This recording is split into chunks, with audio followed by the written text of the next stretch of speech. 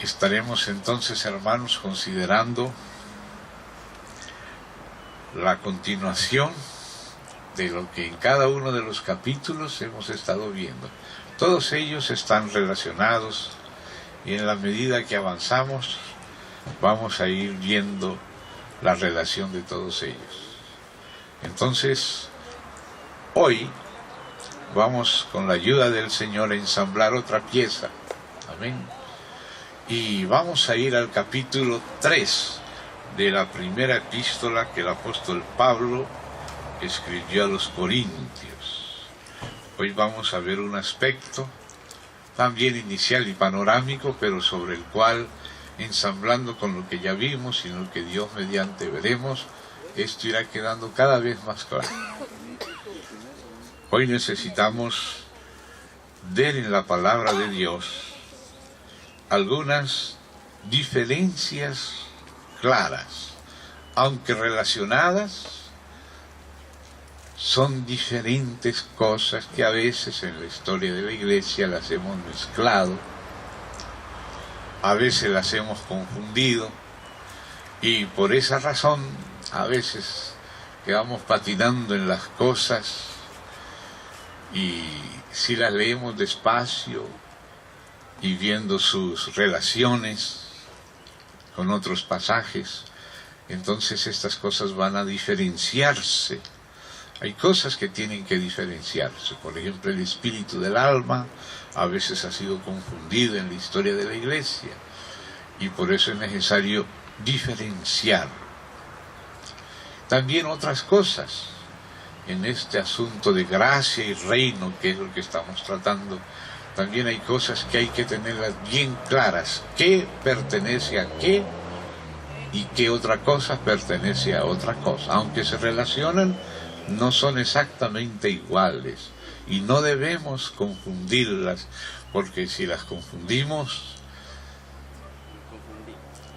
nos confundimos y perdemos la paz, y a veces no sabemos en qué estamos. A veces por eso tendemos hacia un extremo o hacia el otro, pero el Señor nos da equilibrio, porque el Señor, como decíamos ayer, es esa piedra angular que nos permite ver la pirámide desde arriba y todos los lados tenerlos en conjunto y equilibrados. Amén. Entonces, hoy vamos a añadir otra pieza. ¿Ves? Como si el Señor nos sirviera en la mesa un poco de todo, un poco de ensalada, un poco de porotos, de carne, etcétera. Amén. Y todo eso es una combinación, es una fórmula. Amén. A las fórmulas no se les puede quitar nada ni añadir nada, porque se pueden volver venenosas. Entonces necesitamos que cada partecita esté también ahí, en el rompecabezas. Amén. Capítulo 3. Capítulo 3. Voy a leer desde el versículo 9. Primera a los Corintios 3, 9.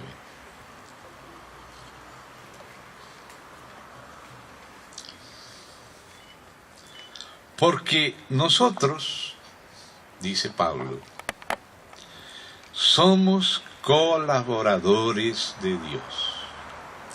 Esta palabra es una palabra muy clave. Colaboradores de Dios. No solo trabaja Dios, Él quiere trabajar en nosotros. Y Él quiere trabajar con nosotros. Claro que Él tiene que hacer las cosas, pero Él nunca, conforme a su naturaleza, ha querido hacer las cosas Él solo. Fíjese que ni siquiera el universo, ni siquiera lo quiso pensar Él solo. Cuando solo estaba la Trinidad, Dios quiso hacer todo con el Hijo. Y dice la Escritura que el Hijo estaba con Dios. En el principio era el Verbo. No que a partir del principio, no. Era ya con el Padre y el Espíritu Santo desde la eternidad. Era el Verbo. Y el Verbo era con Dios. Ahí en esa comunión del Padre y el Hijo en un mismo espíritu, ahí está la posibilidad de la vida. Ahí en la Trinidad hay la posibilidad para la iglesia, hay la posibilidad para la familia y hay la posibilidad para la verdadera civilización. Nosotros hemos oído que la civilización griega, que la romana, que la babilónica, que la persa y cuantas otras, pero en la palabra Dios, a esas cosas que nosotros le llamamos civilización, Dios le llama bestias espantosas y terribles.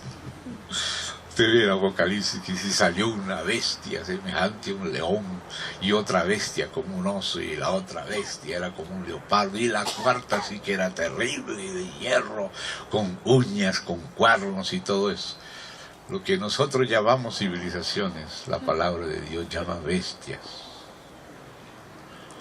Lo que verdaderamente es civilización es la Trinidad. La relación que el Padre tiene con el Hijo en el Espíritu Santo. Todo lo mío es tuyo, lo tuyo es mío.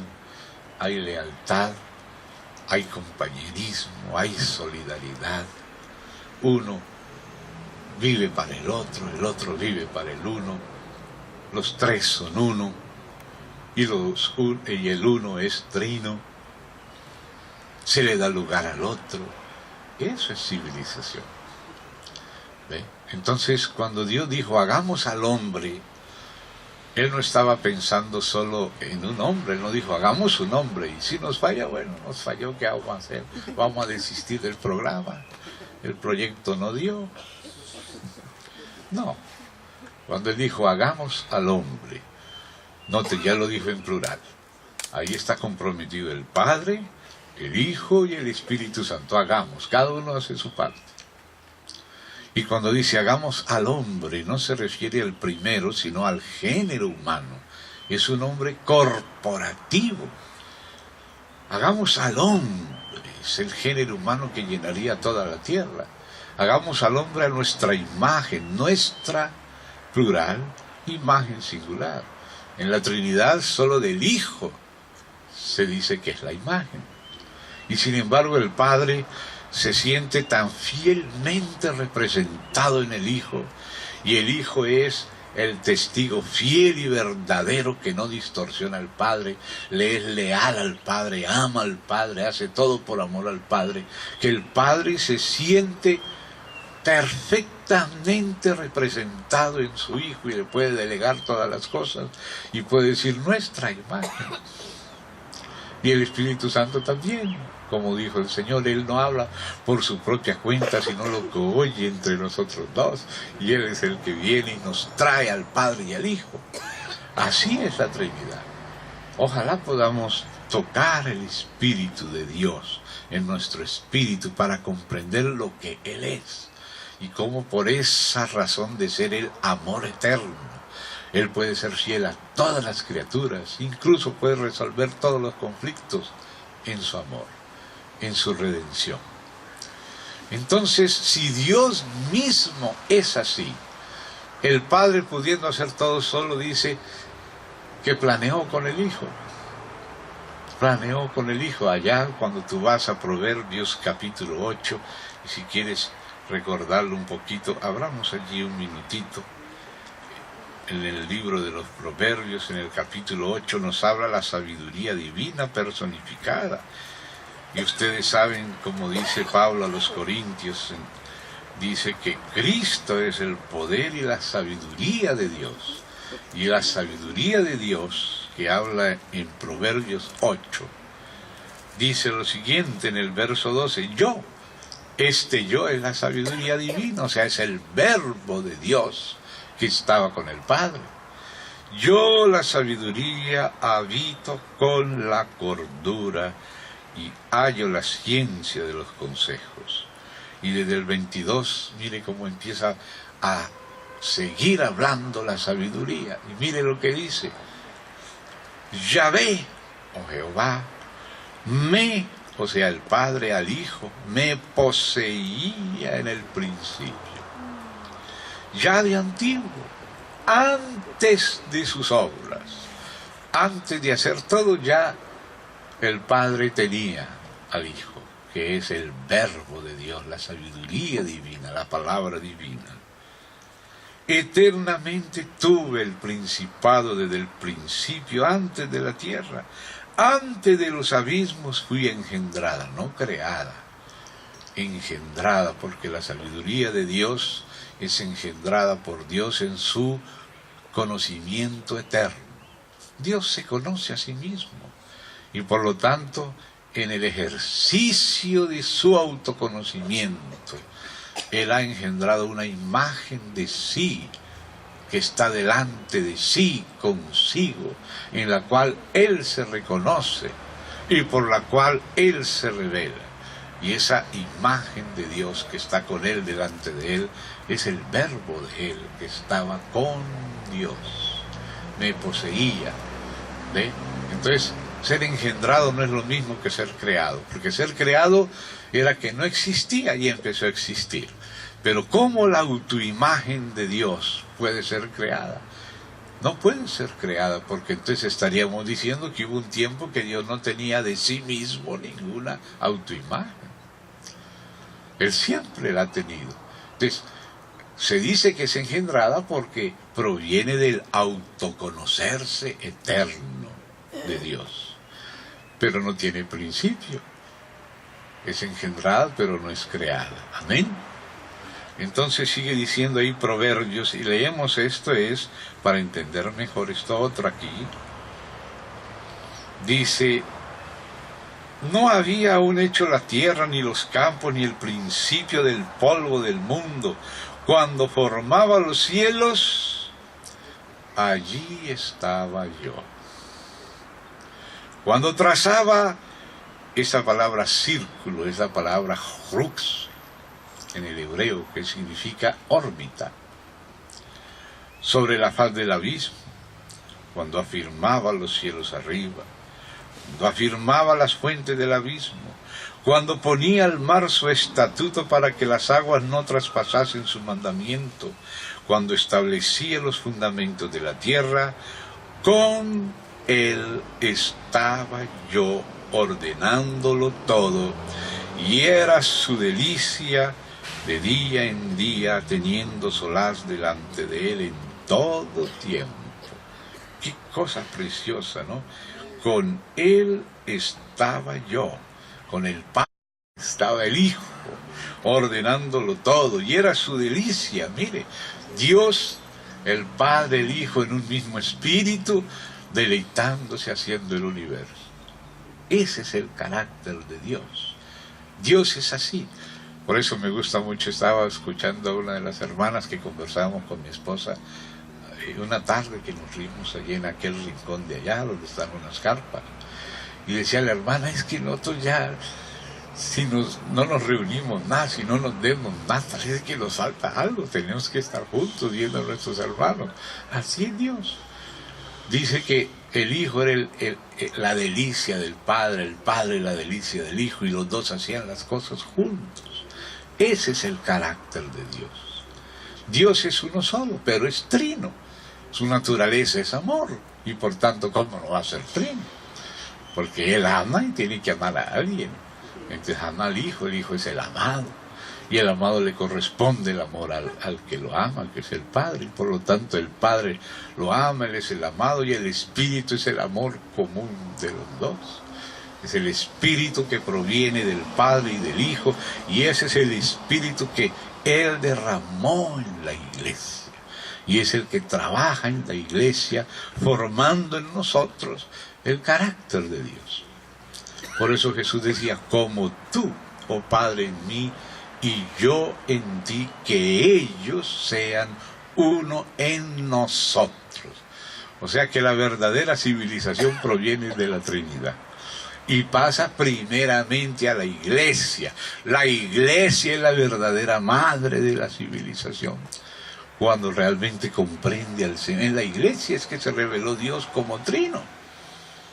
Es la iglesia la que se dio cuenta que el único Dios es Padre, Hijo y Espíritu Santo. Y entonces, si esto lo entendemos, vamos a entender esta palabra aquí: colaboradores. Como el Padre no hace nada Él solito. Todo lo hace con el Hijo. Y lo hacen en un mismo espíritu. Y el espíritu es el espíritu del Padre y el espíritu del Hijo. En la Biblia a veces se le llama el espíritu del Padre. Y en otras partes se le dice el espíritu del Hijo. Dice, por cuanto sois hijos, Dios derramó en vuestros corazones el espíritu de su Hijo. Para que nosotros podamos también decirle, como le dice el Hijo, Abba Padre.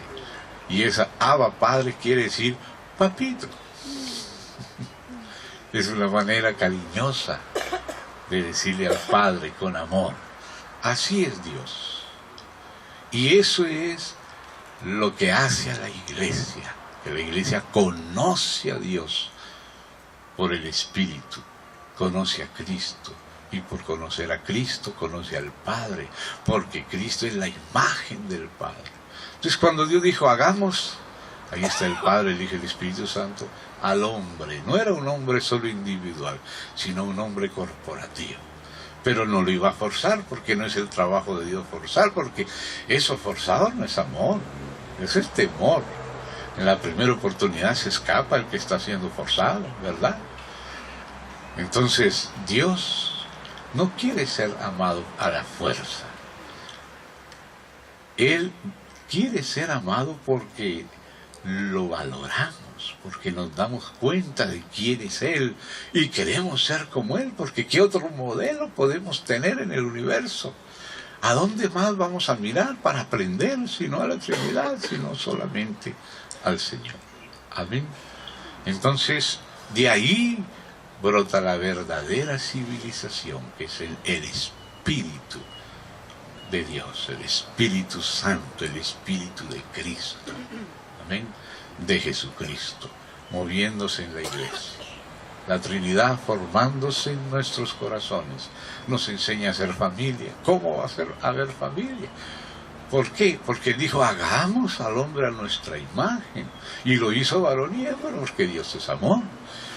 Para que vengan los hijos y se llene toda la tierra de la familia de Dios, donde el Espíritu que es del Padre y del Hijo, el Espíritu Santo, mora en las familias y las familias forman la iglesia.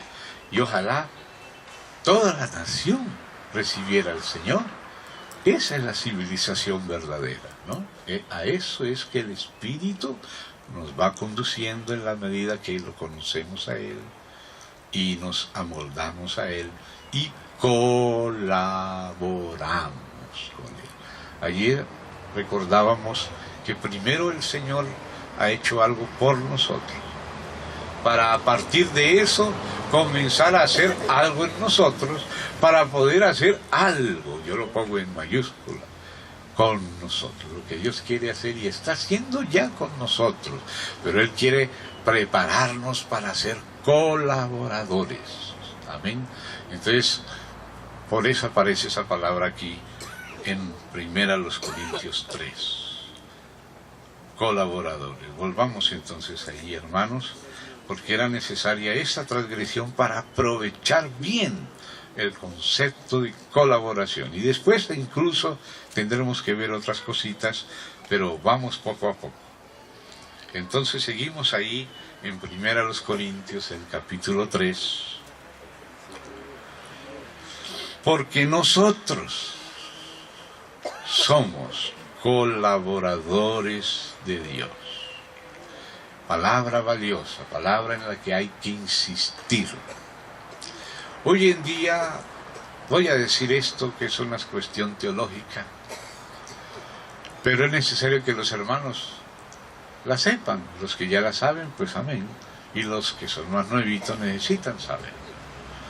Existe al interior de la historia y la teología una discusión entre, vamos a decir, dos escuelas. Una escuela que se llama el monergismo y la otra escuela que se llama el sinergismo. Monergismo viene de dos raíces griegas, mono, que no es el macaquito, sino uno, de monoteísmo, mone, y ergos, que quiere decir energía. Entonces monergismo quiere decir una sola energía. Entonces, algunos grupos dentro de la cristiandad, especialmente del lado calvinista y sobre todo hipercalvinista, ellos enfatizan mucho en el monergismo, diciendo que Dios es el que hace todo y de verdad Dios no puede faltar. Por una parte, Dios no puede faltar. Si Dios no está, no hay nada. Entonces, por una parte, pero no en todo, tiene razón el monergismo. Pero conociendo ya el carácter de Dios y cómo Dios quiere que las criaturas participen y sean responsables, ahí la otra palabra sinergismo viene de la raíz sin, por ejemplo, de sinapsis, cuando las neuronas se encuentran, eso es una sinapsis. O si no, sínodo. Sínodo es como un concilio, ¿se da cuenta? De esa raíz sin. Entonces, sin y ergos forma la otra palabra, sinergismo, que significa el principio de colaboración. Entonces, ciertamente que todo tiene que partir de Dios, esa es la parte, digamos, que enfatiza el monergismo, pero también el carácter de Dios, de querer hacer las cosas en colaboración. Fíjese, el Señor es todopoderoso y también el Señor es soberano.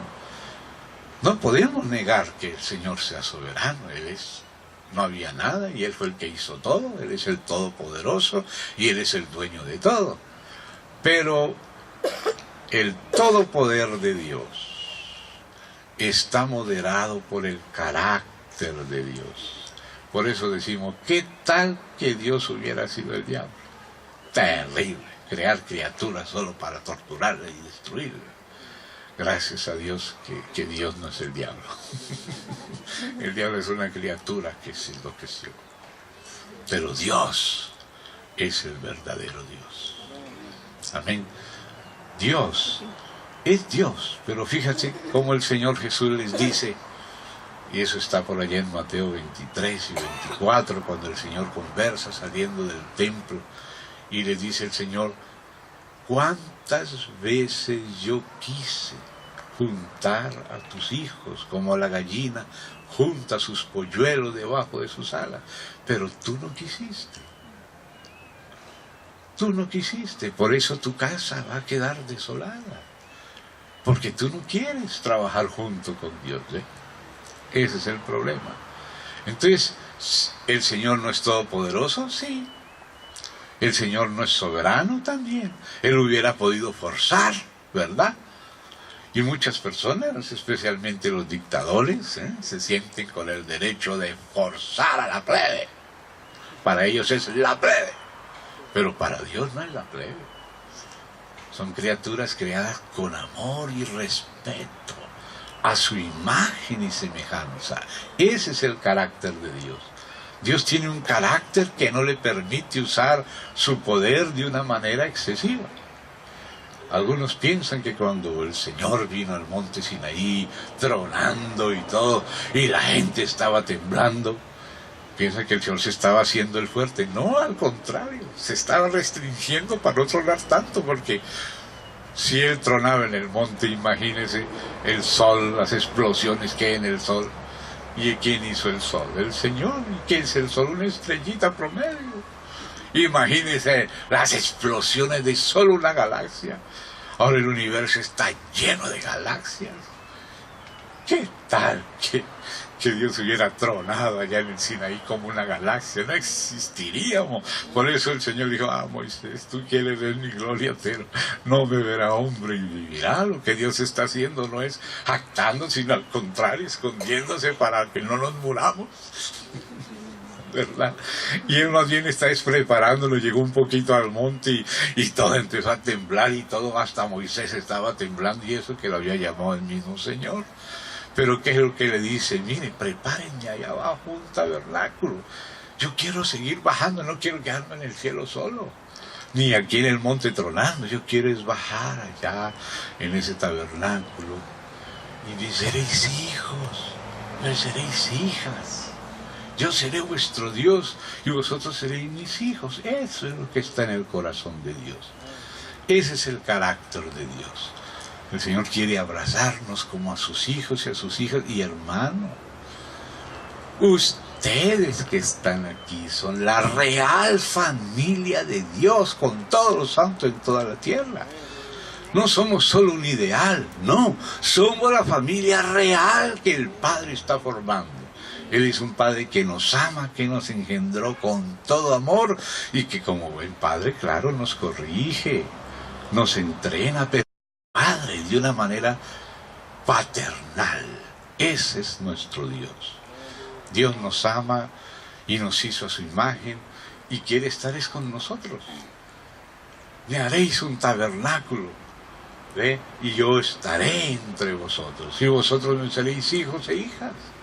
Eso es lo que está en el corazón de Dios. Y eso es lo que está haciendo Dios.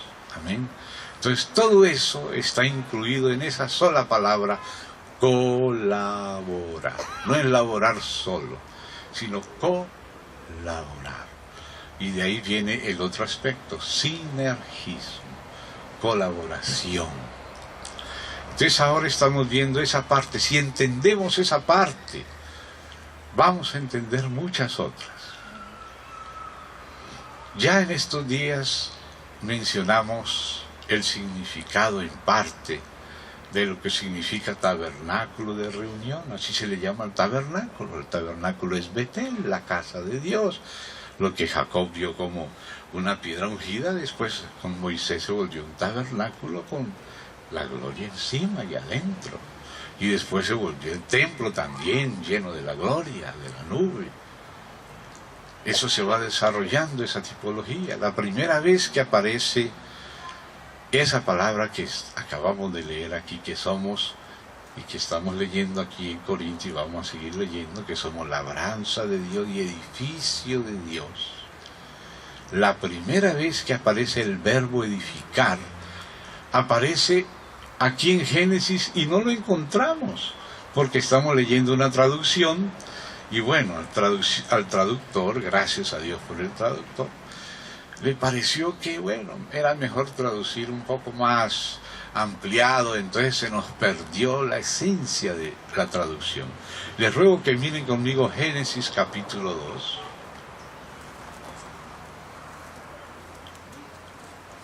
El verso 22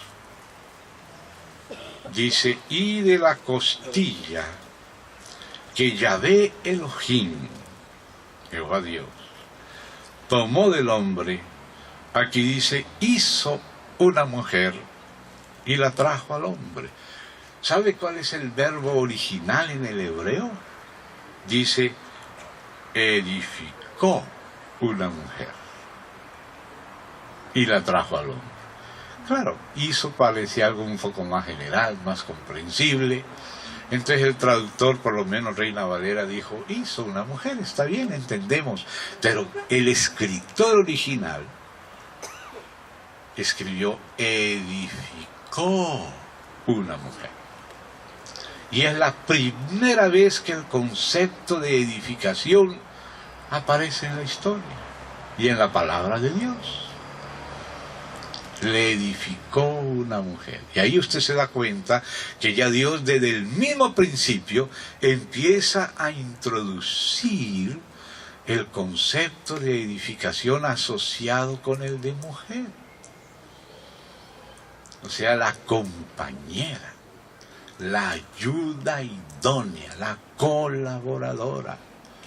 Ya desde el principio Dios asocia a la iglesia con el edificio de Dios, el templo, la casa de Dios, Betel, el tabernáculo, el templo. Pero ya esa idea ya viene de la palabra, le edificó una mujer. Entonces lo que Dios está haciendo es edificando, es haciendo una obra maestra. ¿Ve? Una obra maestra de alguien que sea como Él, que trabaje juntamente con Él, que colabore con Él, porque Dios no quiere hacer las cosas solo, Dios quiere delegar y hacer a través de nosotros y con nosotros. Eso es delegar. El Padre se goza en delegar al Hijo. Mire todo lo que le delegó al Hijo. Cuando estaban planeando hacer las cosas, dice, con Él estaba yo ordenándolo todo. El Padre con el Hijo en un mismo espíritu. O sea, ya en la sola planificación ya están juntos. Antes de crear ya están planeando juntos y deleitándose. Y era su delicia, como el Padre es la delicia del Hijo, el Hijo es la delicia del Padre. Y si no hubiera esa delicia interna en la Trinidad, no hubiera habido creación. Pero el Padre, por amor al Hijo, quiso crear y creó con el Hijo. Allá en el prólogo del Evangelio de Juan, donde dice: en el principio era el verbo era con Dios, el verbo era Dios, todas las cosas por Él, o sea, por medio de Él. Dia es la palabra, de mediante, no es solamente por el Hijo, sino por medio del Hijo. Dios no creó nada sin el Hijo. Nada existe que Dios no haya hecho juntamente con su Hijo. El Padre con el Hijo en un mismo espíritu. Todo el universo fue creado por el Padre con el Hijo en un mismo espíritu. Ese es Dios, ese es su carácter, esa es su naturaleza. Y entonces ahí está diciendo claramente las cosas. Le delegó proyecto al Hijo. Cuando creó con el Hijo. Para revelarse, se revela a través del Hijo. Nadie puede conocer al Padre sino por el Hijo. El Hijo es la gloria del Padre. El que me ha visto a mí, me ha visto al Padre. Ninguno puede venir al Padre sino por mí. O sea que la revelación también se la delegó el Padre al Hijo. La revelación es a través del Hijo. La redención es por el Hijo. Dios envió a su Hijo a salvar al mundo. Pero no lo envió a trabajar solo, no. Jesús dijo: el que me envió, conmigo está. Lo que yo hablo no lo hablo yo solo, sino lo que el Padre me ha dado que he de decir y que he de hacer. El Hijo no puede hacer nada sin el Padre. Ese es el carácter de Dios. ¿Ve? Así es Dios. Esto nos tiene que impresionar profundamente para no desviarnos. Eso es lo que Él quiere y eso es lo que Él trabaja en nosotros. Y imprimir a su Hijo para que el propio Padre quede impreso en nuestro ser por el Espíritu. Le delegó también el juicio. Dice Jesús: el Padre a nadie juzga. Todo el juicio se lo dio al Hijo por cuanto es el Hijo del hombre. Pero a la vez el Hijo también dice que Él no juzga por sí mismo, sino por medio del Padre. Y el Hijo tiene en cuenta el criterio del Padre y no juzga solo.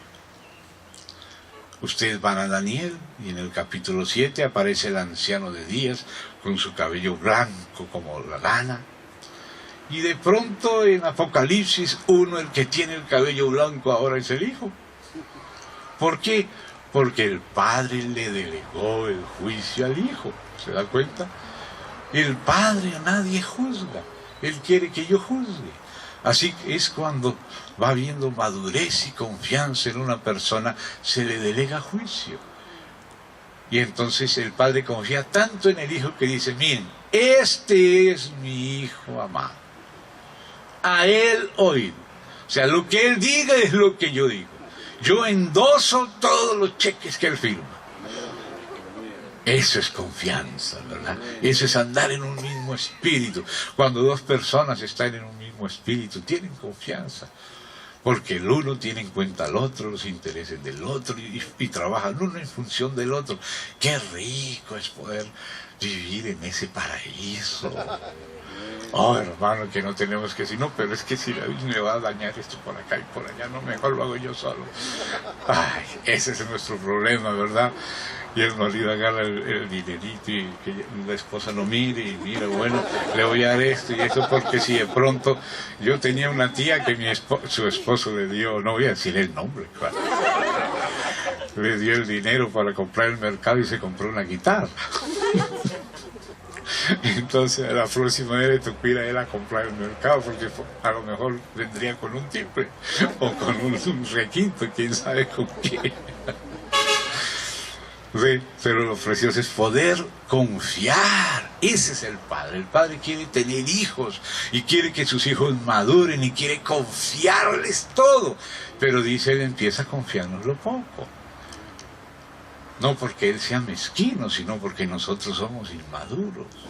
Pero si llegamos a madurar, entonces el que es fiel en lo poco, sobre mucho lo pondrá. Y eso es lo que Él está esperando, y eso es lo que Él está haciendo hijos maduros para confiarnos el universo. Toda la obra de sus manos la pone en las manos del hombre. Y el hombre que realmente llega a ser lo que Dios quería es la iglesia. Porque cuando Dios dijo, hagamos al hombre y que Él tenga nuestra imagen y semejanza y señoree. O sea, vamos a delegarle el señorío y allá comienza a aparecer la palabra reino. Pero para que haya reino, para que Él nos confíe, para que nosotros seamos sus colaboradores, primero tiene que tratar con nosotros. Y nos entrena con lo poco, así como un niño. Un niño empieza a jugar en la arena y hace sus carreteritas y con sus carritos y sus túneles, sus tablitas como puente y así, y el niño parece que está en el mundo real, pero es apenas un jueguito. Pero con el jueguito es que se va preparando para después ser ingeniero y abrir carreteras en los montes, ahora sí de verdad. Pues así Dios comienza a darnos carritos y tablitas, puentecitos, a ver qué hacemos. Y si somos fieles, nos delega más. Y si te entrena más, si hace algo más en ti, te puede confiar más. Y cada vez cosas más delicadas. Entonces primero, como dice a los diáconos, se les pone a prueba. Es como si no se les da todo, se les da una oportunidad de ver cómo hacen las cosas, si las hacen bien o mal. Y si los subdiáconos, la Biblia no le llama subdiáconos, pero como están en prueba, no son diáconos todavía en propiedad, entonces se le puede decir subdiáconos a los hermanos que están siendo en prueba para llegar a ser diáconos. Y así Dios va trabajando con nosotros, y por eso, cuando ustedes van allá al templo de Dios, ustedes van a ver algo curioso a la derecha del templo, o sea, hacia el sur, como para acá en Chile. Dice que a la diestra, porque como el altar está en el oriente y el sol sale por el oriente, el sol de justicia es Cristo, entonces Él viene del oriente hacia el occidente, entonces en el occidente está la mesa, está el arca, perdón, y luego al norte está la mesa y al sur el candelero. En el templo, que usted lo ven descrito allá en Primera de Reyes 6 y también en Crónicas, ustedes ven que en el sur, o sea, a la diestra, porque el Hijo está a la diestra, y la diestra es el poder de Dios, o sea, el Hijo le delega el gobierno, el Padre al Hijo, y el Hijo dice, al que venciere, yo le daré que se siente conmigo en mi trono, amén, y regirá las naciones con vara de hierro, así como yo he recibido esa autoridad de mi Padre. Entonces esa delegación de autoridad, señoré, está representado por una escalera en forma de caracol que sube de las cámaras del diaconado a las del obispado, a las del apostolado. Las tres cámaras que rodean y protegen la casa de Dios, que es el templo. ¿Ve? Entonces Dios llega a delegarle autoridad a algunos ahí a la derecha, que es en el sur. Y de ahí comienza a subir, no por una escalera directo, sino por una escalera en forma de caracol. Es como decir, vuelve y juega, vuelve y juega, vuelve y juega. Y así va subiendo de la primera cámara, que tiene 5 codos de ancho, a la segunda, que tiene 6, más ancho. Y después sube a la tercera, que tiene 7. Ahora sí tiene la plenitud confiada, pero empieza desde abajo. Y empieza dando círculos, pero cada círculo es más avanzado. Y así parece que en una ocasión Dios nos pone una prueba, y la fallamos. Pero el Señor vuelve y juega. Vuelve a la escalera y da una vueltica a ver si mejoramos y nos vuelve a probar, y esta vez casi llegamos, pero igual fallamos. Entonces el Señor, en su paciencia, trata con nosotros, y ya estamos cansados de haber fracasado, de haber entristecido al Señor, y ahora queremos caminar con Él, y a la próxima vueltica, aleluya, esa vez aprobamos. El Padre se alegra, los ángeles se alegran, los maduros de la iglesia se alegran. Algunos tendrán envidia y problemas, pero ese es problema del otro. Eso no lo vamos a hablar más, ni mencionar más. La mayoría se alegra, ¿verdad? Y así llega a la segunda instancia. Era un hermano y ahora es un diácono. Y después de ser un diácono puede ser un obispo, presbítero, anciano de la iglesia. Después puede ser enviado como apóstol por el Señor. Pero así, de tumbo en tumbo, que al fin se convierte de gracia en gracia y al fin de gloria en gloria, ¿no? Dije primero de tumbo, no de triunfo. De tumbo en tumbo, después de gracia en gracia, de triunfo en triunfo y de gloria en gloria. Y así vamos dando vueltas y vueltas, y a veces tú fallaste, pero de pronto te encuentras otra vez ante una situación y eres probado en lo mismo. Esa es la vueltica, subiendo la escalera en caracol, no así directo, así no se sube en caracol. Y ahí llegas y te das cuenta que puedes volver a tomar la misma decisión loca de la vez pasada, o en verdad te dolió haberle fallado al Señor. Ahora le suplicas: Señor, no quiero fallarte, quiero amarte. Quiero hacer las cosas por amor a ti, por amor a la iglesia, por amor a la gente, por amor a la patria, a la humanidad. Servir, no cosas egoístas y cosas de uno mismo. Y así el Señor te va delegando a la diestra autoridad, te va subiendo más cerca de Él. Esa es la manera como Él nos va enseñando a colaborar con Él. A veces nos confía algo, decimos: bueno, aquí tengo 100, pero lo puedo hacer con 80 y quedarme con 20. Ay, ahora qué vergüenza cuando tenga que confesar eso en público. Pero es mejor que lo confiese, porque si no, va a ser sindicado. Usted hizo esto, porque Dios es serio, Él es un Padre. Es un Padre que nos corrige como hijos. Amén. Entonces, volvamos a los Corintios capítulo 3. Verso 9. Porque nosotros somos colaboradores de Dios. Y vosotros, le habla la iglesia nueva de Corinto, sois labranza de Dios, edificio de Dios. Ya tomó a propósito dos figuras, labranza, y por eso dice arraigados en Cristo, porque la labranza son las plantas que se tienen que arraigar en el Señor para poder dar fruto. Pero luego Él dice que esa labranza es también un edificio. Es una edificación, como la mujer, que es figura de la iglesia, es la edificación de Dios, la ayudadora idónea. Le edificaré una mujer. Luego ese edificio es Betel, ese edificio es el tabernáculo, ese edificio es el templo, ese edificio es la iglesia. Por fin llega la iglesia. Entonces todo eso, la mujer, Betel, el tabernáculo y el templo, apuntaban a la iglesia. Dios va pasando de una tipología más simple a una más avanzada. O sea, vuelve y juega. Vuelve y juega.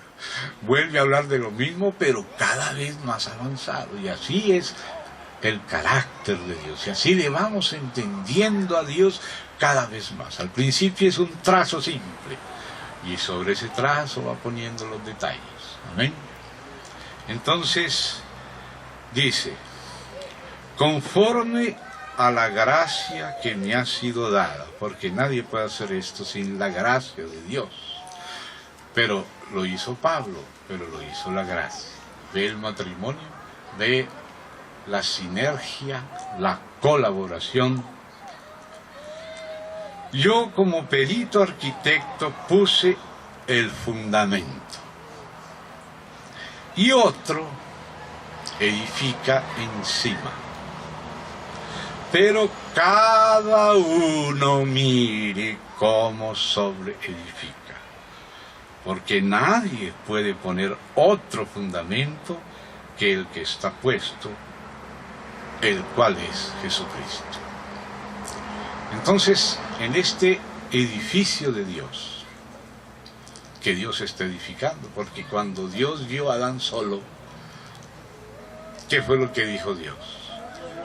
No es bueno que el hombre esté solo. Le haré ayudadora idónea. Ese es le edificaré. Entonces fíjese que en Romanos dice que Adán era figura del que había de venir. Eso está ya en Romanos, capítulo 5. Los que lo quieran ver, por favor, subrayen esa frase porque es demasiado importante. A veces es tan cortita que no vemos cuánto significado tiene y cuántas cosas está implicando. Vamos, capítulo 5 de Romanos, en el verso 14, la última frase dice: Adán, el cual es figura del que había de venir. O sea, Adán, sí, es Adán, personaje histórico, pero él es un personaje que sirve de figura de Cristo, figura del que había de venir. Entonces fíjese qué hizo Dios con Adán. Lo vio y dijo: no es bueno que el hombre esté solo. Pero ese es el Padre diciendo lo que Jesús nos reveló en una parábola. Jesús, en una de las parábolas que está en Lucas 19, la de los convidados, dice: había un rey que quiso hacerle bodas a su hijo. Y ahí comenzó la parábola. Mire, cosas tan profundas habla el Señor de maneras tan sencillas. Ese rey es el Padre, que reina sobre todas las cosas. Pero lo que el Padre quiso es el propósito eterno de Dios. ¿Y qué era lo que Dios quería? Quiso hacerle bodas a su hijo. Jesús entendía al Padre. Porque Jesús, cuando leía esa palabra que dice allí: no es bueno que el hombre esté solo, él sabía que el hombre había hecho a la imagen de él, porque él es la imagen de Dios. La imagen de Dios es el Hijo. Eso está en 2 Corintios 4, está en Colosenses 1:15, está en Hebreos 1:3, está en Juan 1:18, que el Hijo es la imagen del Padre. Y está descrito en Ezequiel 1, al final del capítulo. Entonces, cuando Dios dijo: hagamos al hombre a nuestra imagen, y la imagen de Dios es el Hijo, Él es la imagen del Dios invisible. Nadie ha visto jamás a Dios, el unigénito Hijo de Dios. Él le ha dado a conocer. La imagen de Dios es el Hijo. Entonces Dios, que no tiene nada más glorioso que apreciar que su propio Hijo, que es su propia imagen, como si fuera su propia autorreproducción delante de Él, como si Dios se mirase en el espejo y dice: así soy yo, este soy yo.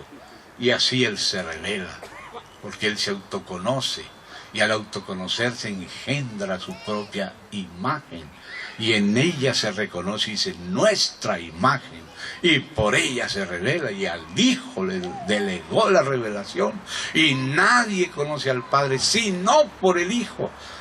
¿Cómo sabemos cómo es el Padre? Mirando al Hijo, porque no es el Hijo solo, es el Padre. El que me envió conmigo está. Por eso Pablo dice: Dios estaba en Cristo, reconciliando consigo al mundo. Entonces esa es la imagen. Entonces el Hijo sabe a qué se está refiriendo cuando Dios dice: no es bueno que el hombre esté solo. Y Dios sabía lo que iba a escribir Pablo, porque él mismo se lo inspiró: Adán es figura del que había de venir, o sea, del Hijo de Dios, que se encarnaría como el Cristo. Y Eva, por lo tanto, y también lo dice Pablo en la segunda de los Corintios, capítulo 12, es figura de la iglesia. Entonces, cuando leemos la historia de Adán y Eva, es como si estuviéramos viendo una proyección de lo que Dios haría con Cristo y la iglesia. ¿Sí? Entonces Dios mira a Adán, pero Adán es figura de Cristo. Y dice, no es bueno que el hombre esté solo. Le haré, aleluya. Si Dios dice que va a hacer una cosa, hermano, la va a hacer porque la va a hacer. ¿Y qué fue lo que dijo Dios? Le haré una ayudadora idónea a Adán. O sea, le haré una iglesia gloriosa a Cristo, es la misma cosa.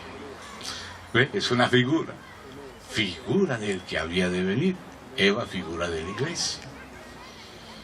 Entonces dijo que él lo haría. O sea, él toma la iniciativa, él es el que llama, él es el que crea, es el que redime, él es el que hace y lo hace todo con su Hijo y con su Espíritu. Empieza a ser por nosotros, en nosotros y al final también con nosotros. ¡Qué precioso es el Señor! Él no renuncia a su carácter.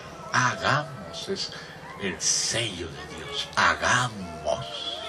Eso es colaboración. Él delega autoridad. Y la autoridad no es que, bueno, aquí el que mando soy yo. No. Autoridad quiere decir canalizar, representar el sentir de Dios, sin agregarle y sin quitarle. Amén. Amén. Entonces, volvemos allá a 1 Corintios, capítulo 3. Lo importante es ir entendiendo, no correr. Lo importante es digerir. Conforme a la gracia de Dios que me fue dada, yo como perito arquitecto, porque somos el edificio, somos la Eva, ¿no? Y aquí está el colaborador de Dios, que es un hermano nuestro, y nosotros como él también debemos ser colaboradores. Y además no dice que es él solo, sino nosotros somos colaboradores. Ahora dice así, que ese edificio tiene dos partes. Voy a parafrasear con mis palabras lo que acabamos de leer hace un rato, pero usted manténgase fijo a los versos de la Biblia. El edificio tiene un fundamento y el edificio tiene una sobreedificación sobre ese fundamento. Y aquí ya vamos llegando a la analogía de gracia y reino. El fundamento nadie puede ponerlo, sino ya es Jesucristo, y los apóstoles lo ponen.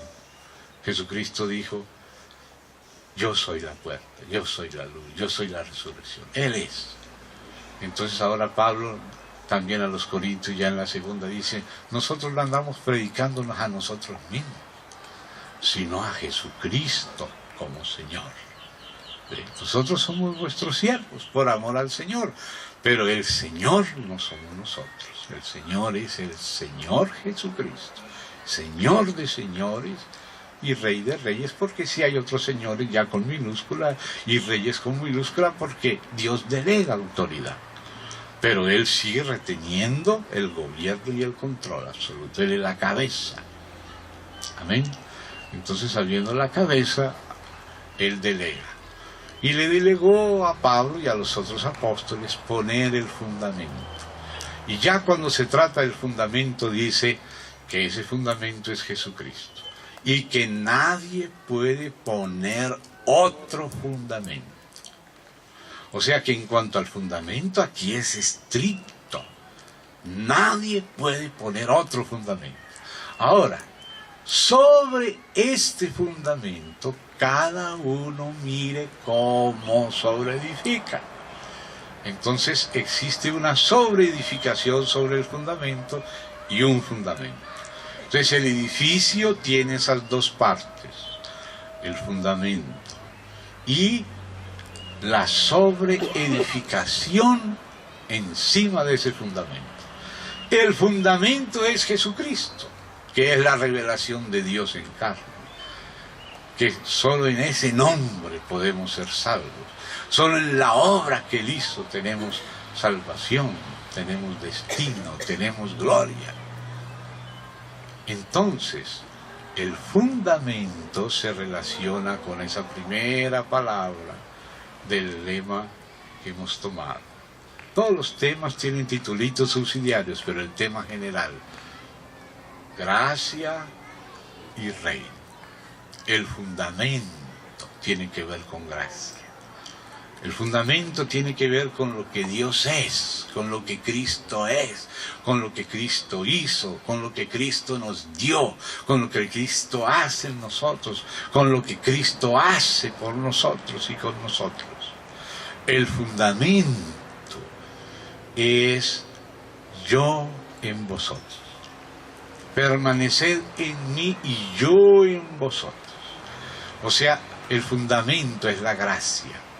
El fundamento es lo que nadie puede poner sino solo Dios. El fundamento es lo que Dios nos da como sustento. Y es Jesucristo. Todas las bendiciones espirituales, todas, no se le quedó ninguna por fuera, dice ahí en Efesios. Las puso Dios en Cristo. Ese es el fundamento. Nadie puede poner otro.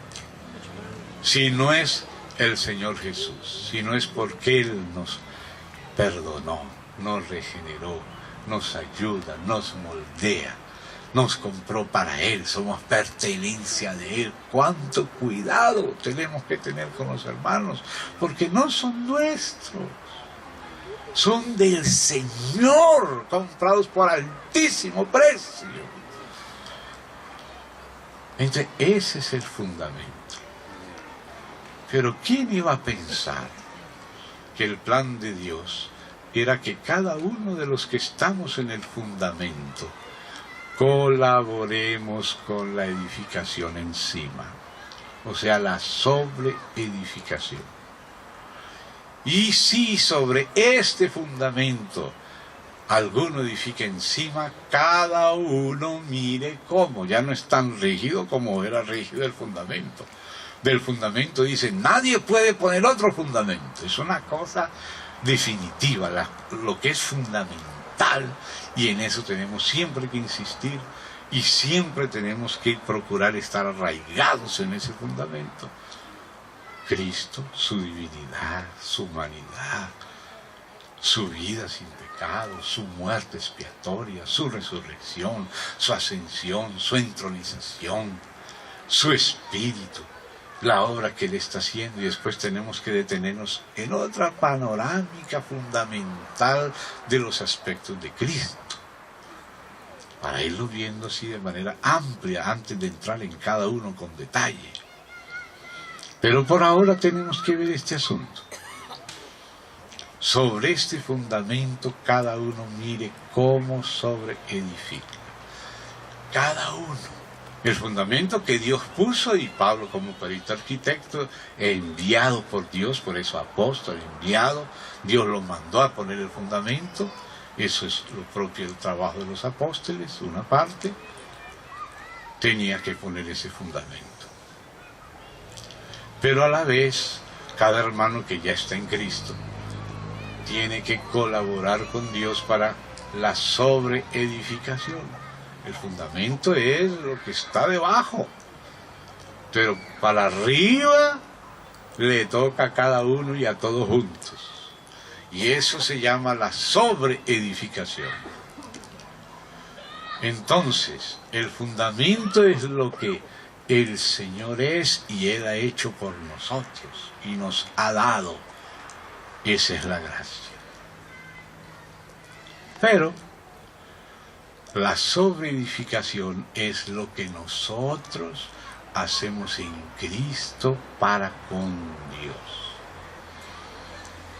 ¿Ve? Cada uno mire cómo sobreedifica. ¿Sobreedifica qué?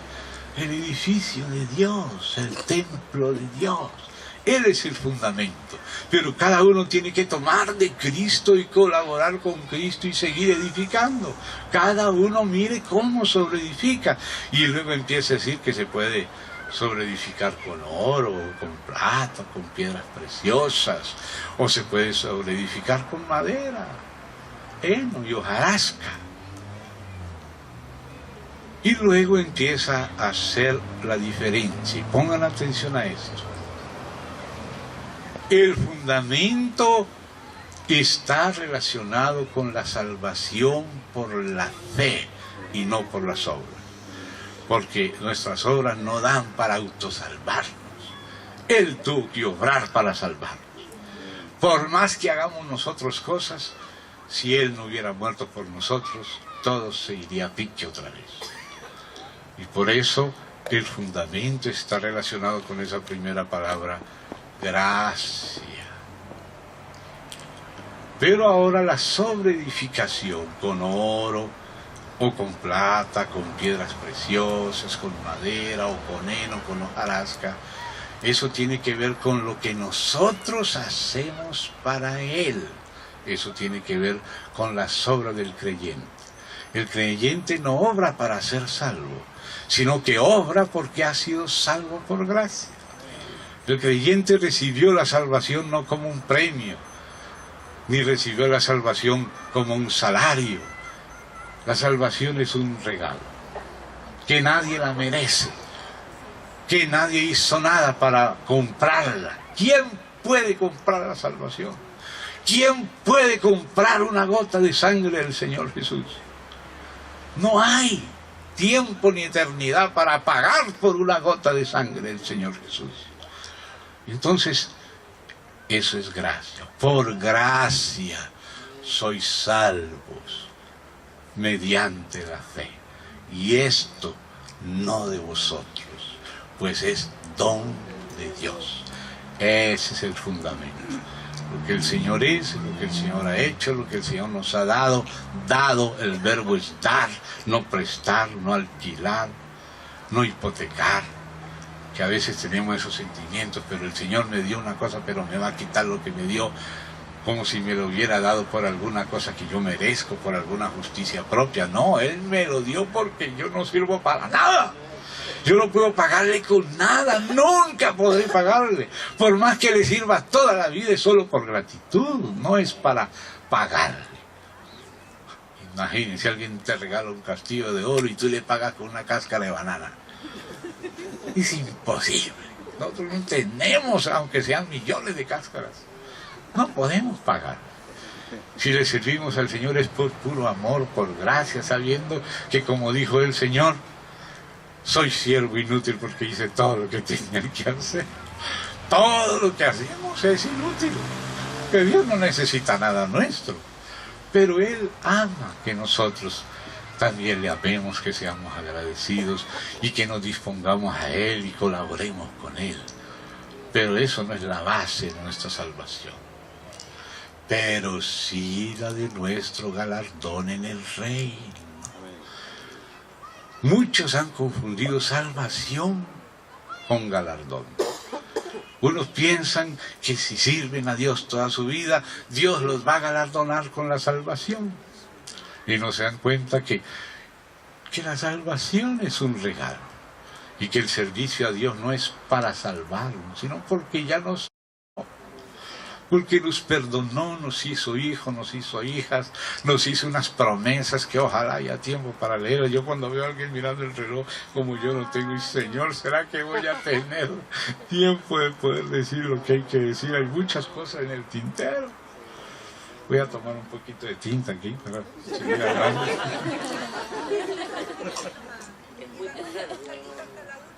Ah, bueno, yo como no sé la hora y no veo las caras ni no quiero verlas. Bueno, seguimos, hermanos. Entonces ahí nos vamos dando cuenta que hay una diferencia entre la salvación y el reino de los cielos. Después tenemos que irlo comprobando más, pero ahora vamos acercándonos así. Bueno, gracias. Parece que son las 6. Voy a darle la vuelta a ver. Bueno, ahora son las 12. Bueno, hermanos queridos. Entonces ahí tú ves las dos partes. La salvación tiene que ver con esa parte que el Señor dice, yo en vosotros. Él dice, el que permanece en mí y yo en él. Ese yo en él es la gracia. Ese yo en él es el fundamento. Y la otra parte es el que permanece en mí, o sea, la sobreedificación arriba del fundamento. Entonces el Señor en nosotros como sustento es el fundamento. Y ahora nosotros, aprovechando esa gracia que Él nos dio. Se compara también con otra frase corta de otra parábola. Aquella parábola de las minas, que está también en Lucas, como la de los convidados, que no es la de los talentos. La de los talentos está en Mateo, y en los talentos, él a uno le da 5, a otro le da 2, a otro le da 1, según podían recibir. Hay un misterio ahí. Ahí los calvinistas y los arminianos pueden discutir un buen rato. Pero no estamos hablando de los talentos, estamos hablando de las minas. A cada uno le dio una mina. Todos tenían una misma mina. La mina de todos era igual, la de Carlitos igual a la de Eugenio, igual a la de Jefté, la de Miguel, la de cada uno. Cada uno tenía una mina. Pero ahora viene una palabrita del Señor. Aquí en Corintios es cada uno mire cómo sobreedifica. El fundamento ya está puesto, no se puede poner otro. No se puede edificar nada, sino es a partir de Cristo y con Cristo. Pero ahora cada uno sobre este fundamento, cuando ya está en el fundamento, ahora cada uno debe colaborar en la sobreedificación, o sea, en la edificación de la iglesia en Cristo. Cada uno. Y cada uno tiene que mirar cómo lo va a hacer y con qué materiales lo va a hacer. Entonces, la sobreedificación es lo que nosotros hacemos en Cristo para Dios, para cooperar con la casa de Dios, con la edificación de Dios, para evangelizar, para discipular, para fundar las iglesias, para formarlas, corregir lo deficiente y en fin, extender el reino. Y eso tiene que ver con el reino. El reino no es lo mismo que la salvación. La salvación no es una recompensa, pero el reino sí es una recompensa. La salvación es un regalo y es por fe, pero el reino se arrebata como valiente y sí es un galardón. He aquí vengo pronto y mi galardón conmigo para recompensar a cada uno según sean sus obras. Él no dice, he aquí vengo pronto y mi galardón conmigo para salvar a cada uno según su fe. No es así. Ahí te das cuenta que es diferente la salvación y el galardón. La salvación es un regalo para comenzar. Es una mina que Dios te da. Pero claro que la mina no es que se pierda, pero lo que puede producir la mina es lo que va a producir el galardón. Y se puede recibir el galardón completo o un pedazo o perderlo sin perder la salvación. Vamos a ver eso, es muy necesario tener eso bien claro.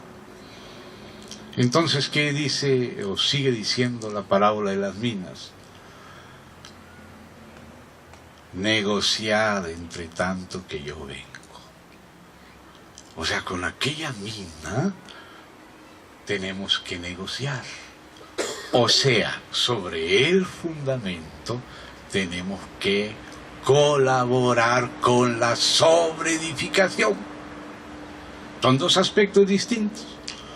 El fundamento es un regalo, pero con ese regalo tenemos que trabajar. No para la salvación, no, somos salvos por el perdón de Dios, por la regeneración gratuita, somos hijos. Pero no vamos a ser hijos fallutos, hijos borrachos, porque tenemos un Padre que, aunque no dejamos de ser sus hijos, si nos la pasamos haciendo lo que hacen los incrédulos, nos va a dar, como dicen allá en Colombia, cha-cha. Corrección paternal. ¿Se da cuenta? Nos va a corregir nuestro Padre, porque Él es serio. No podemos burlarnos de nuestro Padre. Hay que servirle en unión con su Hijo para que no sea pura paja, para que sea sobreedificación que permanezca a la prueba. Entonces, en la sobreedificación y en el negocio, pero no para el negocio de dinero, bueno, teología de la prosperidad, no es esa clase de negocio de teología de la prosperidad, traiga su dinero acá y le va a dar un carro, le va a dar una casa y el pastor se queda con todo el dinero en vez de dárselo a los pobres. No, ese no es el negocio del Señor, es Jesús. Él sí entendía el negocio y fue desde niño, ya estaba en los negocios de su padre. Y su mamá le decía, hijo, ¿pero qué hizo? ¿No sabías, madre, que en los negocios de mi padre tengo que estar? Él no estaba pidiendo dinero ni reclamando cosas, no, él estaba atento a la palabra de Dios y a lo que Dios hace entre los hombres. Entonces Jesucristo dijo, negociad entre tanto que yo vengo, negociad. Debes trabajar con lo que el Señor te ha dado para producir para el Señor su casa, para edificarle casa, para colaborar como Pablo y los apóstoles con la casa de Dios. Todos sirviéndole. Y ese servicio no es la base de tu salvación, no. La base de tu servicio es tu salvación. Él te salvó. Y porque te salvó por amor, le sirves. Pero Él es tan bueno que además de haberte salvado, va a galardonar con un galardón especial que significa un lugar especial en el reino con sus hijos. Y hay hijos que sin perder la salvación se perderán el reino, o parte del galardón, o parte del reino, sin perder la salvación. Entonces tenemos que tener esto claro para que no nos tome nada por sorpresa. Entonces vamos a seguir leyendo primero a los Corintios 3. Dice allí, 3:12 de la primera a los Corintios. Y si sobre este fundamento alguno edificare oro, que se asocia o tipifica la naturaleza divina, siempre en lo más íntimo del Santísimo está el oro, en el arca, en la mesa, en el candelero. Amén.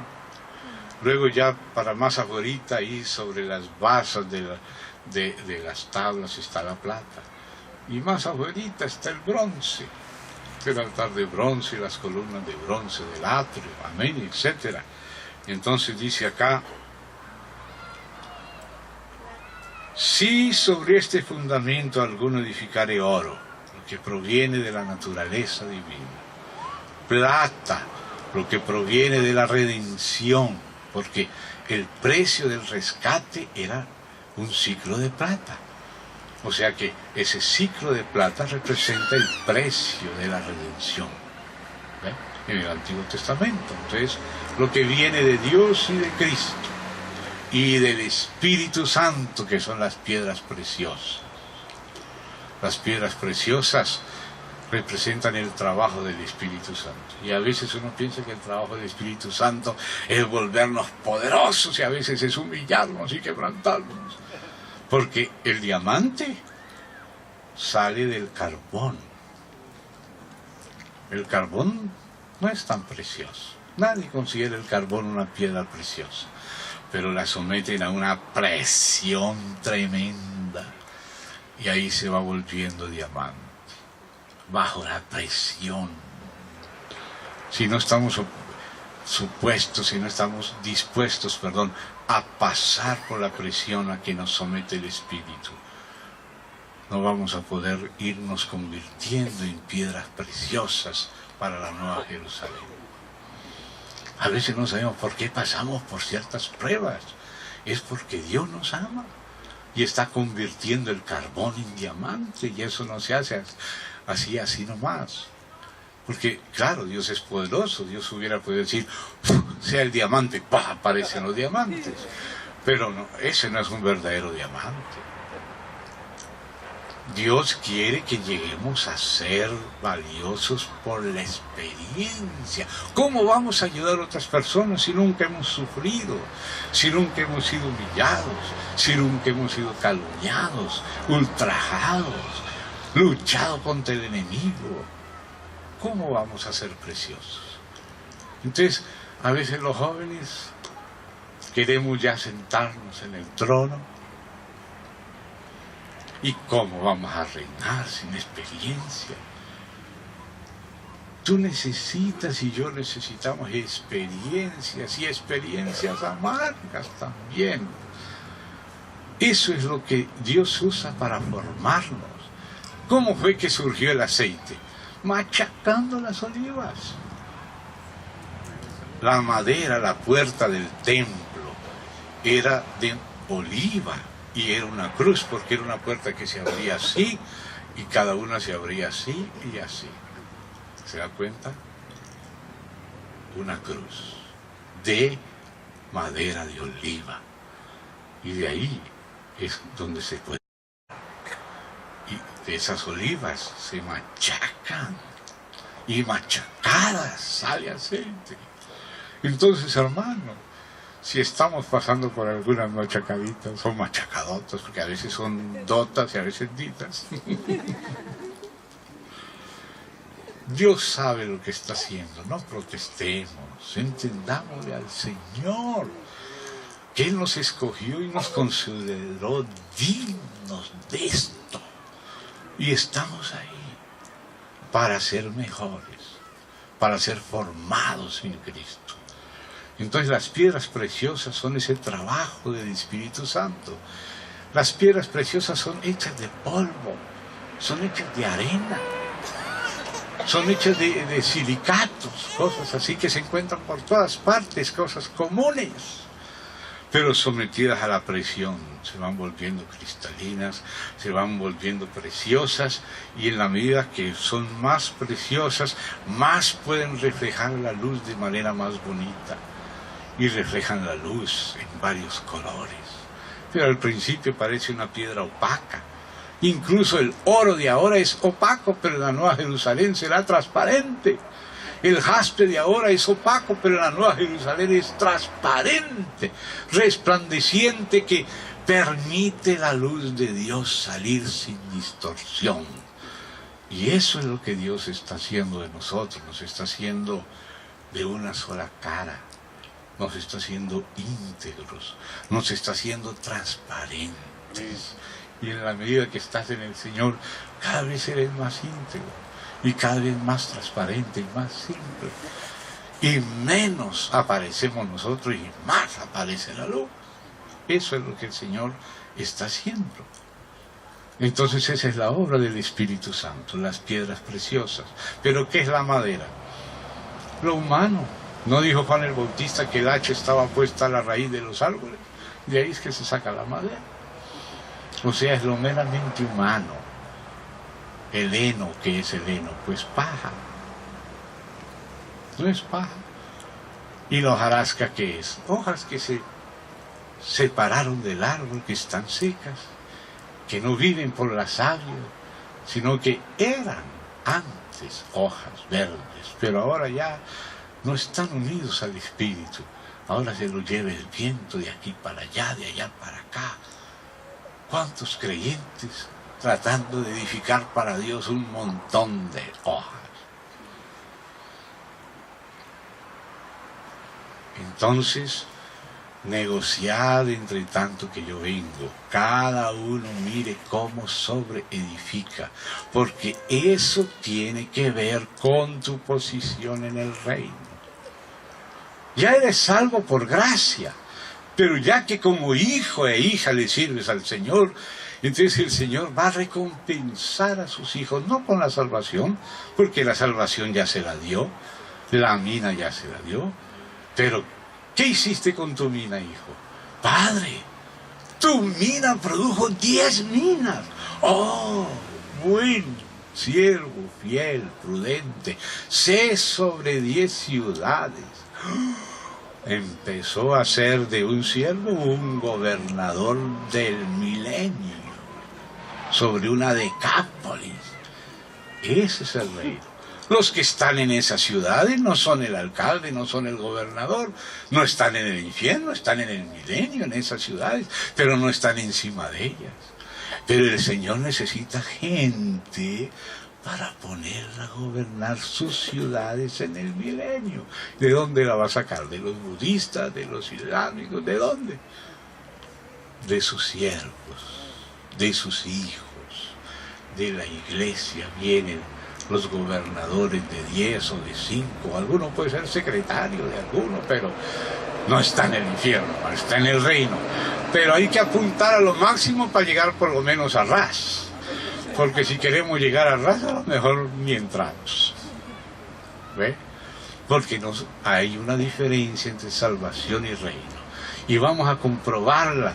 Lea con sus ojos. 3. Versículo 13.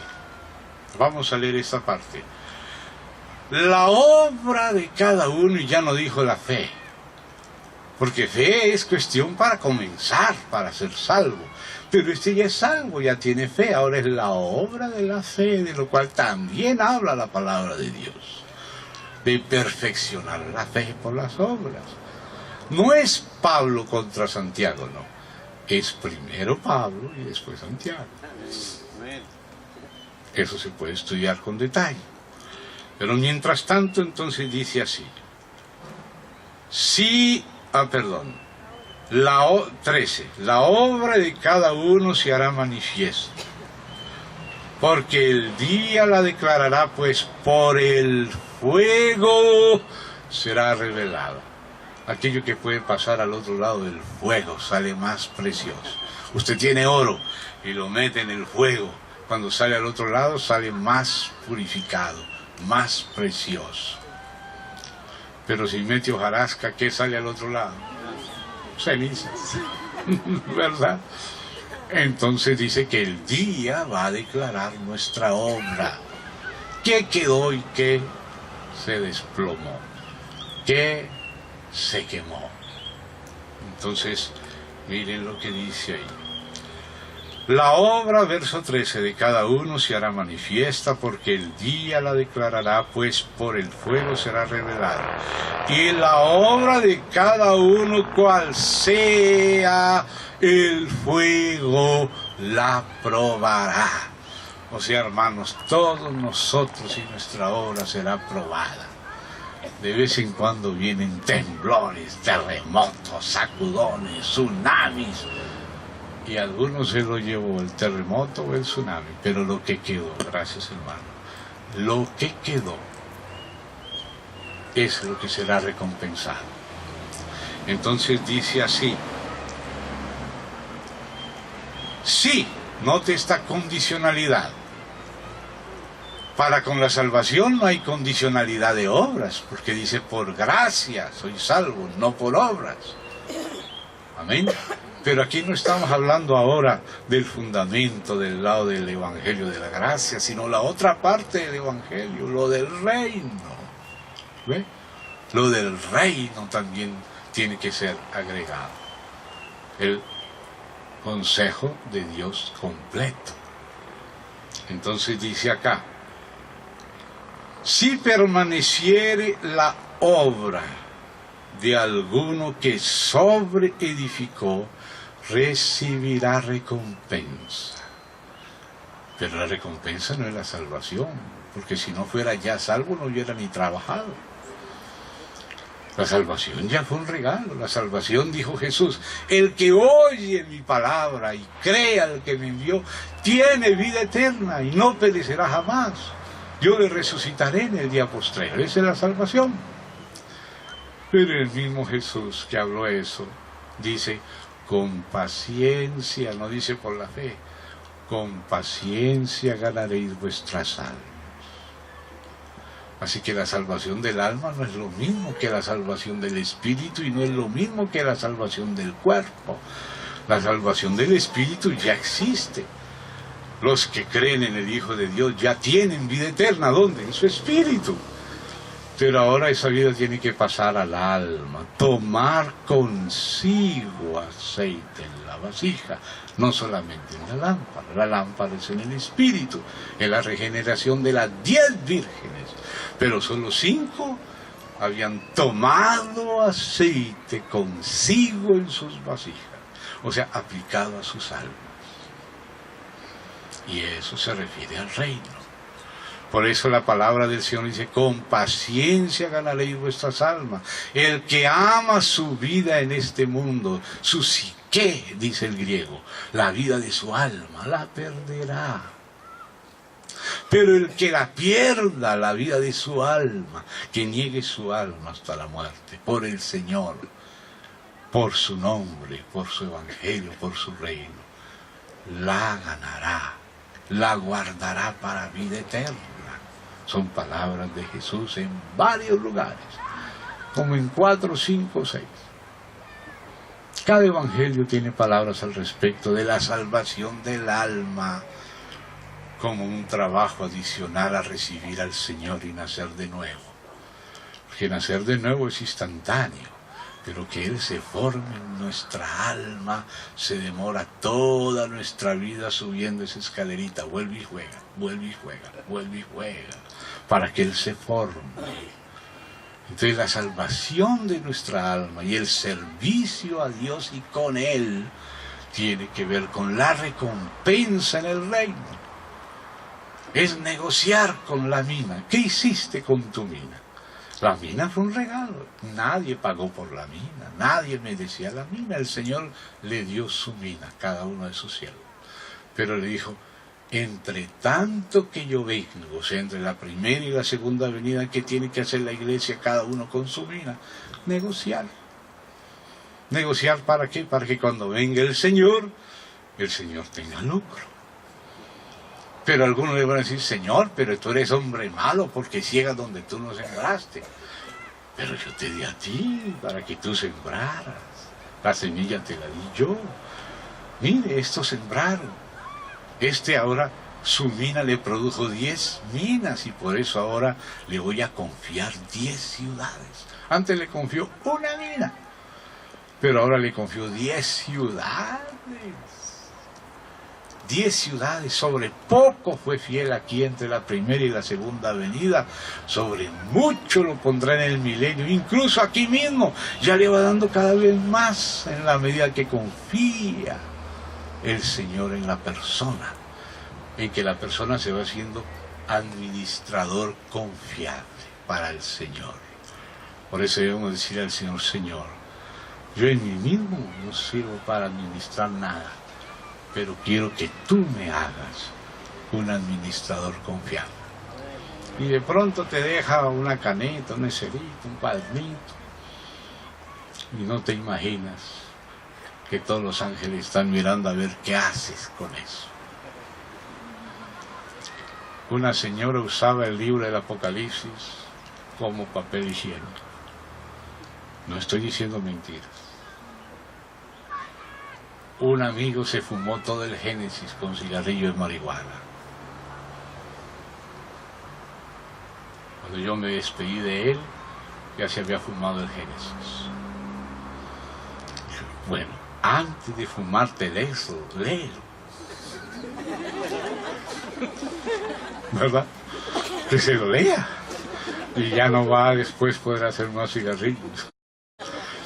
O sea, a veces Dios pone en tus manos algo tan precioso y nosotros hacemos cosas tan viles. Y después, ¿y tú qué hiciste con tu mina? Ah, como tú eres hombre fuerte, quieres recoger donde no sembraste, todo esto. Entonces aquí está tu mina, tómala. Y entonces, ¿qué hace el Señor? Désela al que tiene 10. O sea que en el milenio algunos van a tener menos de lo que tienen en la iglesia.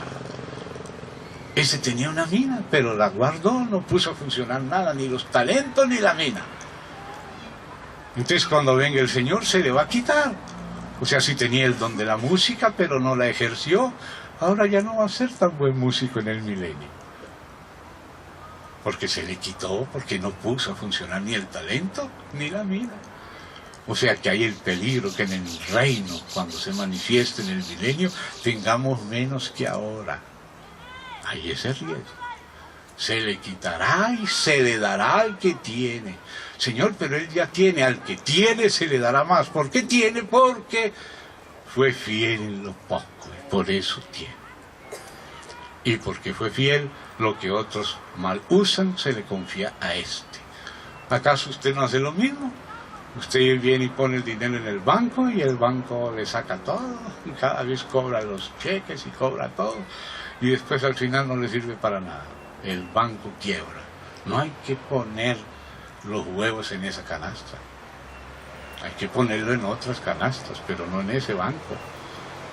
Porque ese banco ya ha quebrado y ahora lo que está es pidiendo plata el gobierno y el gobierno la saca otra vez del pueblo y se la da al banco para engordar el banco y el banco no le sirve a la gente sino a sí mismo. ¿Quién puede confiar en ese banco? Ni los clientes ni el gobierno. La próxima vez no lo van a ayudar. ¿Ve? Pero al que con lo poco hizo lo que podía, a ese se le ayuda. Los bancos están queriendo poner dinero donde sea y Dios es mucho más rico que el banco. Dios quiere delegar su reino. Hagamos al hombre a nuestra imagen, semejanza y señoré, que Él señoré. Vamos a encomendarle la obra de nuestras manos. Pero a la primera lo que hizo fue comprar una guitarra.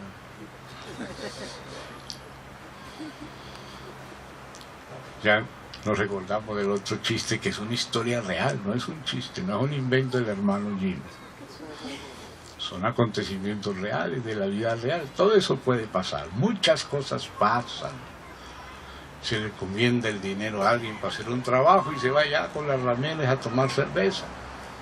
Y después a ver dónde se esconde. En la cárcel. ¿Verdad, hermanos? Entonces hay un negocio que hacer con la mina, un trabajo que hacer con los talentos. Y el premio, el galardón, no es la salvación. La salvación ya es un regalo que la recibe por fe el que recibe al Señor. Y se le da el Espíritu para siempre, como dice Juan 14. Pero entonces avancemos y ya terminamos, porque no sé el almuerzo cómo estará. Yo desayuné muy bien, yo aguanto todavía otro tiempito, pero seguimos en el 3. 15 ahora. El 14. Si permaneciere la obra de alguno que sobreedificó, recibirá ¿qué? Recompensa. Entonces no es la salvación, porque la Biblia enseña que la salvación es un regalo, no es un salario. A nadie Dios le debe la salvación. Pero a los hijos que le sirven los recompensará, pero ya no con la salvación, con algo adicional, que es una posición de confianza en el reino. Por ejemplo, aquí tantos votamos por el presidente tal. Bueno, ser votante de él nos hace ciudadanos. Pero si éramos los amigos de él en la campaña, le ayudábamos, le apoyábamos, ya no solamente vamos a ser ciudadanos, sino ministro de tal, ministro de cual, superintendente de esto, encargado de aquello. ¿Se dan cuenta? A eso me refiero. La salvación es como la ciudadanía, pero el reino es gobernar con Cristo. Eso es el reino. No es la salvación, es algo adicional, distinto. Entonces, para ver esa distinción, voy a terminar donde debo terminar, por eso me perdono. Si permaneciere la obra de alguno que sobreedificó, recibirá recompensa. Si la obra de alguno se quemare, él sufrirá pérdida, si bien él mismo será salvo, aunque así como por fuego. ¿Se dieron cuenta que la recompensa no es la salvación? Porque se le quemó la obra, o sea, se le requemó la recompensa. Por eso San Juan decía, a fin de que recibáis galardón completo. Recuerda ya en la epístola de Juan, cuando habla de aquellos que vienen predicando otro Jesús, que vienen a enredar la piola con doctrinas erradas acerca de Cristo, negando la doctrina neotestamentaria de los apóstoles. Y dice Juan, mirad sobre los que os engañan, a fin de que recibáis galardón completo, para no perder parte del galardón, o perderlo todo, o aún tener que ser corregido como hijo. Porque el Señor dice, todos nosotros compareceremos ante el tribunal de Cristo, para que cada uno reciba, no dice según su fe, porque la fe ya nos dio al Señor, ya somos salvos, y por eso tenemos el derecho de ser juzgados en el tribunal de Cristo, y no después del milenio en el trono blanco. Los hijos, los siervos, la iglesia es la que es juzgada en el tribunal de Cristo. Los demás muertos no volvieron a vivir sino hasta que pasó el milenio, y allá comparecerán ante el tribunal, ante el trono blanco. Son juicios diferentes. Pero cuando llegamos los hijos, la familia, al tribunal de Cristo, dice, cada uno de nosotros comparecerá ante el tribunal de Cristo para que reciba según lo que haya hecho mientras estaba en el cuerpo. Ya no habla de fe, sino lo que haya hecho mientras estaba en el cuerpo, sea bueno o sea malo. O sea que si siendo hijos salvos, que recibimos la salvación por gracia, pero somos descuidados en caminar con el Señor en el Espíritu, y nos ponemos a hacer cosas que el Señor no aprueba, no dejamos de ser hijos, mas como hijos seremos corregidos. Como hijos.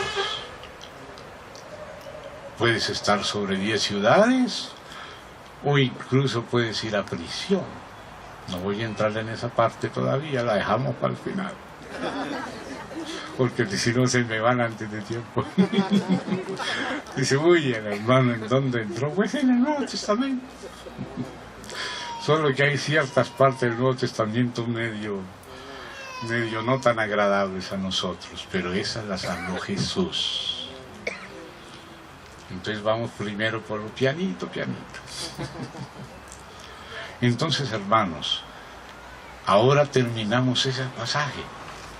Véalo, último verso que leímos acá. Si la obra, el 15, si la obra de alguno se quemare, él, mire la palabra, sufrirá.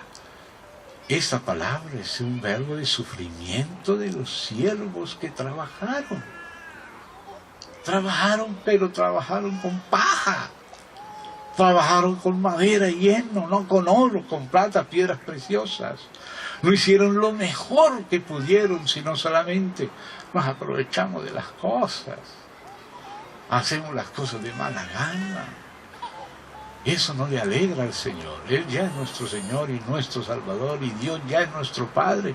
Pero hay hijos que le entristecemos el corazón sin dejar de ser hijos. Hay prueba de que seguimos salvos. Pero en el tribunal habrá sufrimiento y pérdida. No pérdida de la salvación, porque dice que seremos salvos como por fuego.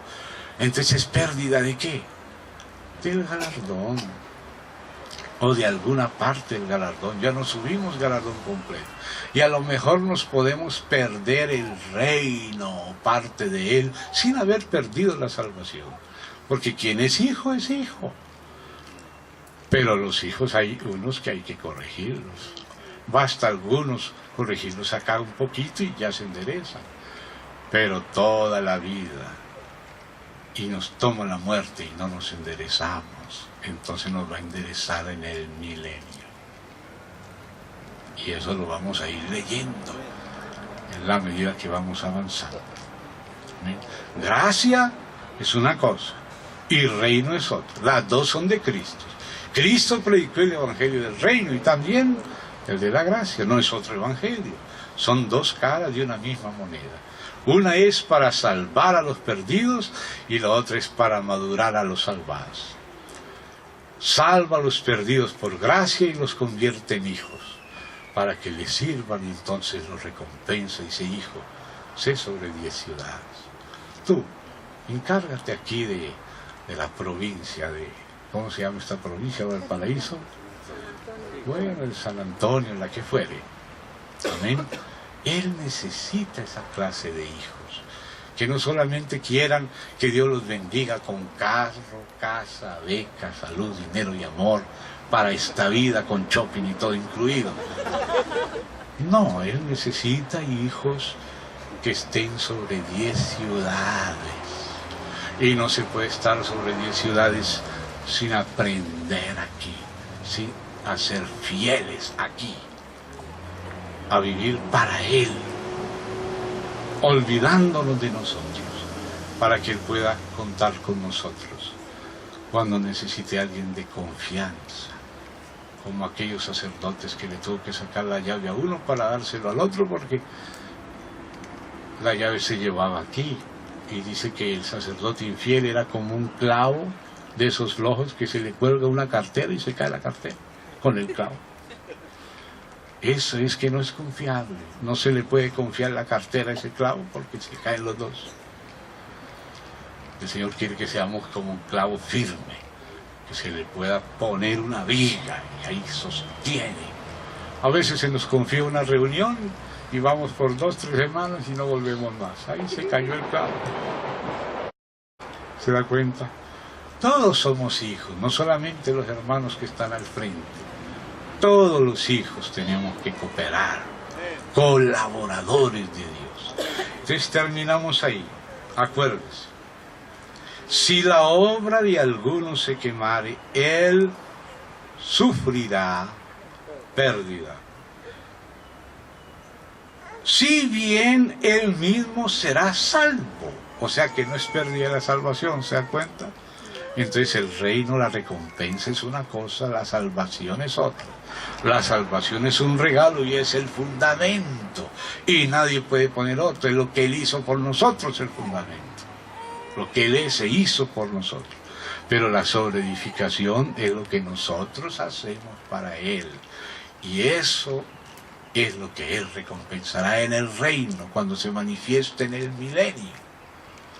Y ahí puede haber sufrimiento y pérdida, aunque no de la salvación.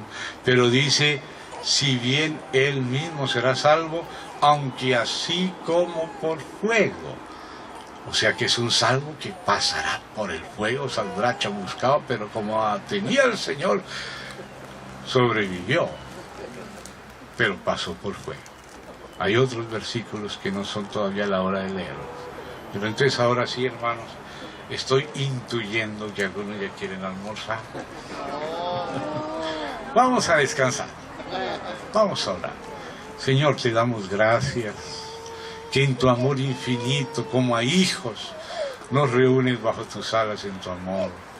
Nos recuerdas tu palabra, que la leamos de nuevo, refrescar en nuestros corazones, convidarnos a caminar contigo. Gracias por la salvación que nos diste y porque en esa salvación nos hiciste hijos e hijas. Ahora ayúdanos a servirte como hijos e hijas, por amor a ti. No podemos pagar nada, ni tenemos la intención de pagar, pero queremos estar cerca de ti. Queremos que nos hagas confiable. Queremos servirte en el nombre de Jesucristo. Amén y amén. La paz del Señor. ¿Quién me regaló este reloj? No me lo regaló, me lo prestó.